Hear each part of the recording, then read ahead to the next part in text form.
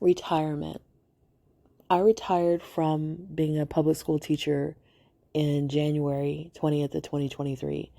I'd spent 30 years total in education, and I'm back there now as a sub.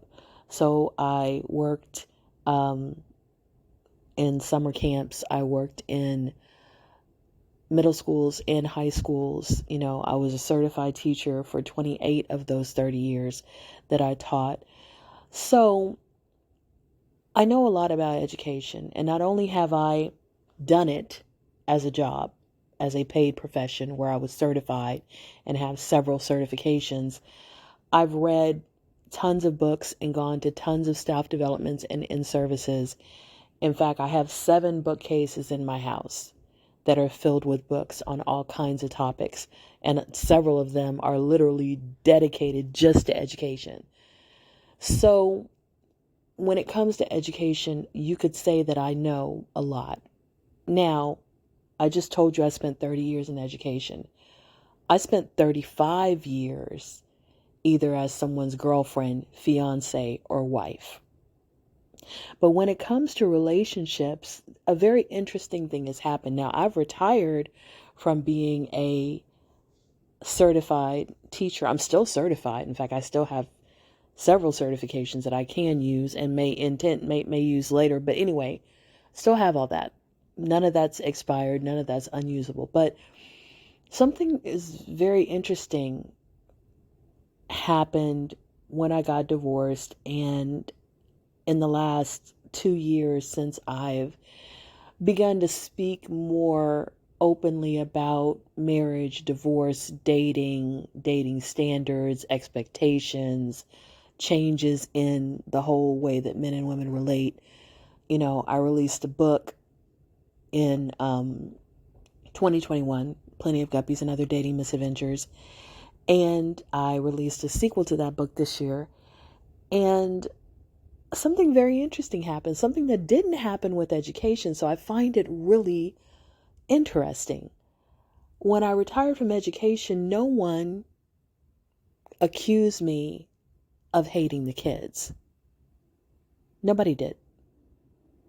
Nobody said that they literally had nothing bad to say.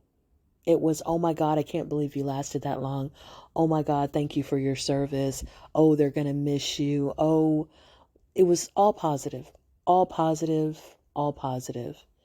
But even though I spent 35 years in relationships, 17 of those years married, when I post,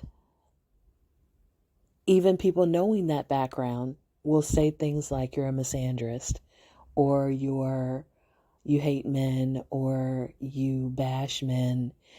And the first time it happened, I was just dumbfounded and stunned, because this is my thought process.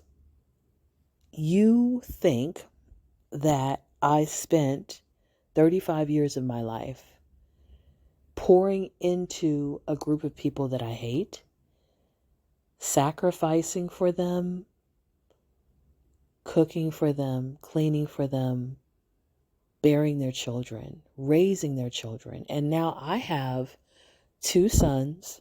Those are men, you do realize sons mean male.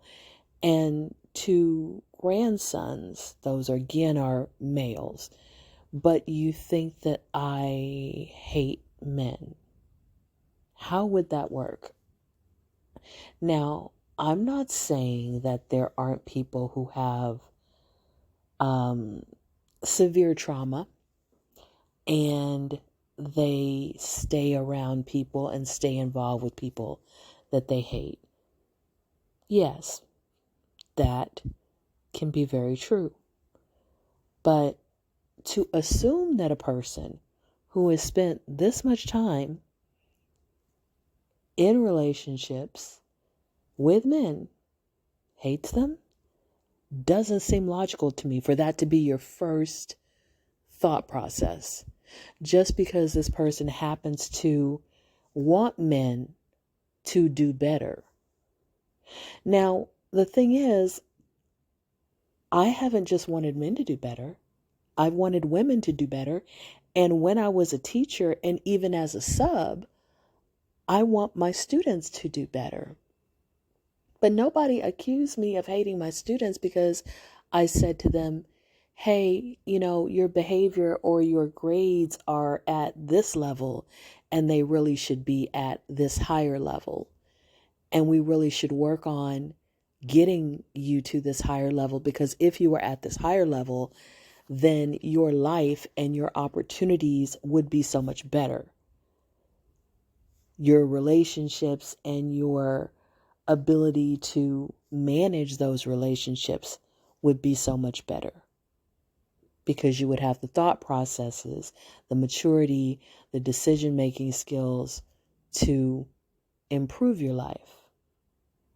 That was considered part of my job, to have high expectations, to push my students, to have a vision of success for them. That was literally part of my job expectation. But when it comes to men who are adults, now I taught, as I told you, 7th grade for 1 year. God bless middle school teachers, because it was not for me. 9th grade, 10th grade, 11th grade, and a couple of 12th grade electives, but mostly I taught 9th, 10th, and 11th graders. So it's okay for me to have high expectations of kids when it comes to their behavior, their attitudes, their grades, their study habits, their mindsets, to try to teach them a growth mindset rather than a fixed mindset.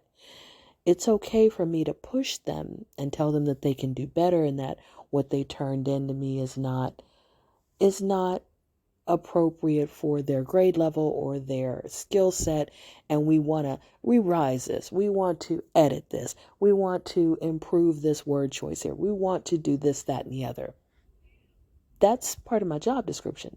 But as a human being on planet Earth, who has had 35 years of experience in relationships, and among those 7 bookcases that I mentioned, a lot of them are dedicated not only to education, as I mentioned, but to sociology, psychology, history, economics, politics, and relationships. And when I take that same mindset and I say, hey,